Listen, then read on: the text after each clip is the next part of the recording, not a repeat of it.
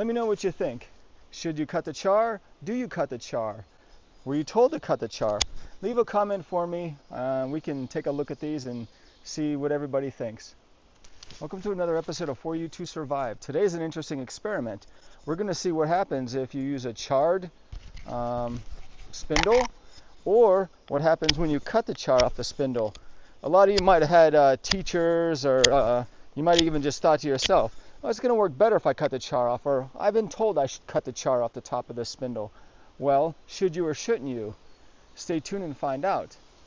Here's the experiment. I have two spindles, both burned in on the fireboard. They had enough time to cool down and everything's cool, so that makes it fair and equal.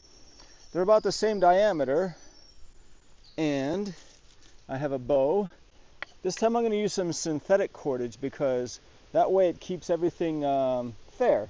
That way we can't say the bowstring was a factor that contributed to either success or failure. And I have a fatwood socket with some pine resin lube, so that way the socket can't be the culprit in this working or not working. So trying to keep everything as scientific as possible. I'm going to start with the spindle that's already burned in, and then I'm going to cut the char off of this one. That way we have some sort of idea. So first the one that's burned in, and I'm going to bring you up close for both of these. All right, let's give this a shot. 40 strokes. Here we go. 1,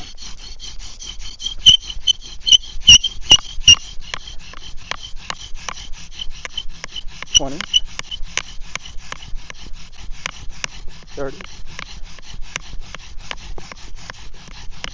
40.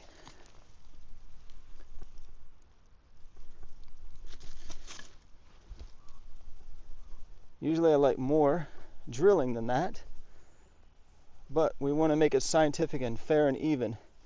So that looks like we got a chance for an ember.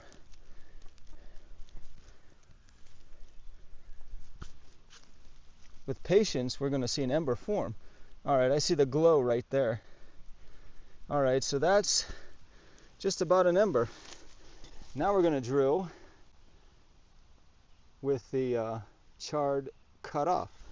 So add a little more lube in the socket, keep it fair, break it in there. I want to do this on one take of the film, so it's definitely not doctored up. And let's do 40 here with the char cut off.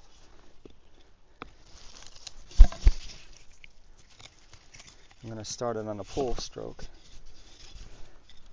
the pull part. Okay.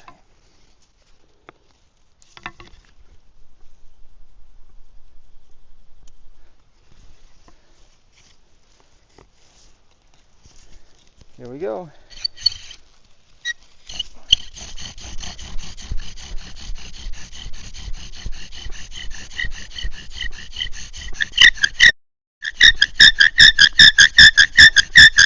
$30, $40.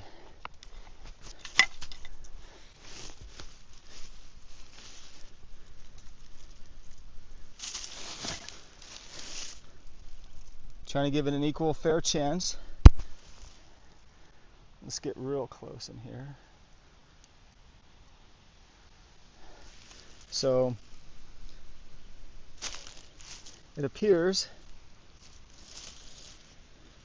that there's not enough powder to make an ember, but there was on the other side. So that would tell me that it took extra time for the char to form and then build up powder.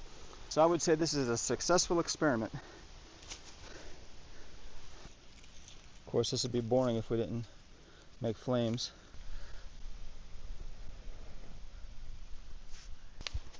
This was a successful experiment, but what's the take home from all this? You saved a little bit of time by drilling with a spindle that had its char still on.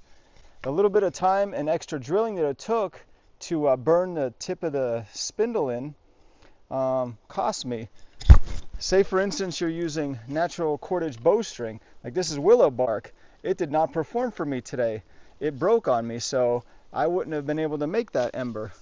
But it could have been that 10 extra strokes or that 15 extra strokes it took.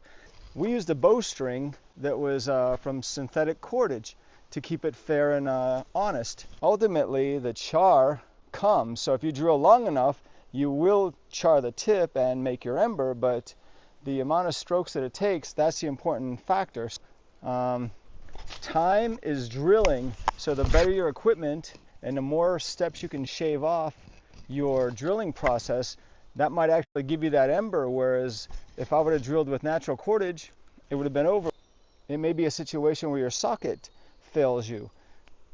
It may be a situation where you're drilling and then you run out of fireboard. You drill too far, you drilled through the fireboard. So any amount of time you can save and any amount of drilling you can save yourself, that just might be the factor that puts you over the top to get your ember and start your fire. So consider that one. Thank you for watching. Please subscribe and keep on drilling.